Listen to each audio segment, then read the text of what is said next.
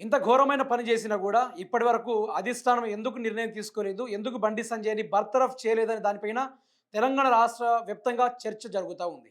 ఇదే చర్చలో భాగంగా బండి సంజయ్ గారికి తీవ్ర అసంతృప్తితో పాటు తీవ్ర వ్యతిరేకత కూడా మొదలైంది.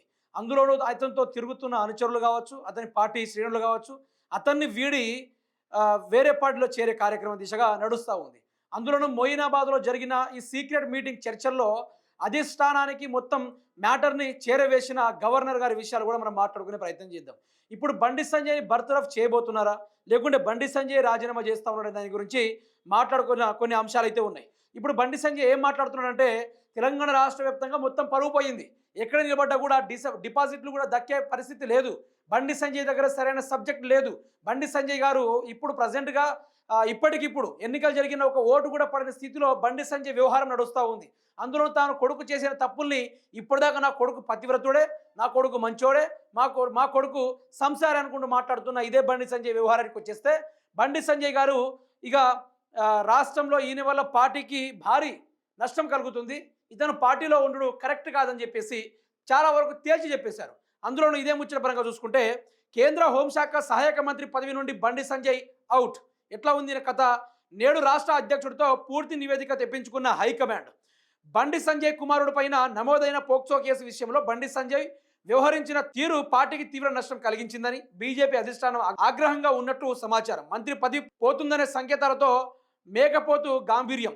బల ప్రదర్శన కోసం బీజేపీ కార్యాలయానికి వెళ్లిన బండి సంజయ్ 2 రోజుల్లో బండి సంజయ్ను మంత్రి పదవి నుంచి తప్పించే అవకాశం ఉందన్న సంకేతాలు వెలువడుతున్నాయి.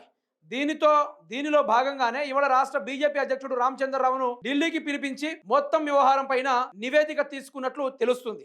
ఈ నేపథ్యంలో కొండా విశ్వేశ్వరరెడ్డి, ఈటల రాజేందర్ పేర్లు ప్రముఖంగా వినిపిస్తున్నాయి. మంత్రి పదవి పైన ఎవరి ప్రయత్నాలు వారు హైకమాండ్ స్థాయిలో ముమ్మరం చేసినట్లు సమాచారం.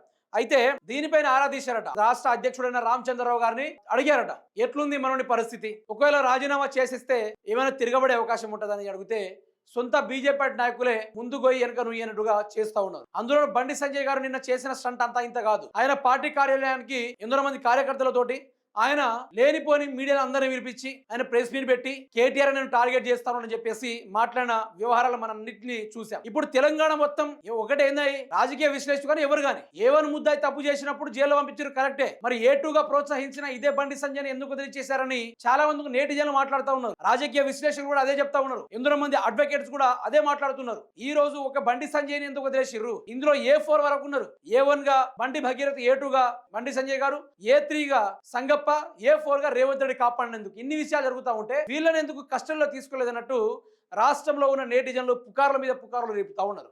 అసలు బండి సంజయ్ని ఎందుకు అవుట్ చేయాలనుకుంటున్నారంటే, పార్టీ లైన్ క్రాస్ చేసి వాళ్ళ కొడుకు చేసిన కార్యక్రమాన్ని భారతదేశంలో బీజేపీ పార్టీ బర్తరఫ్ అయిపోయింది. ఇక్కడ బండి సంజయ్ బర్తరఫ్ కాదు, బీజేపీ పార్టీ మొత్తం ఉఠాష్ అయిపోయిన కథ కూడా నడుస్తా ఉంది అనే దానిపైన మనం చూస్తా ఉన్నాం.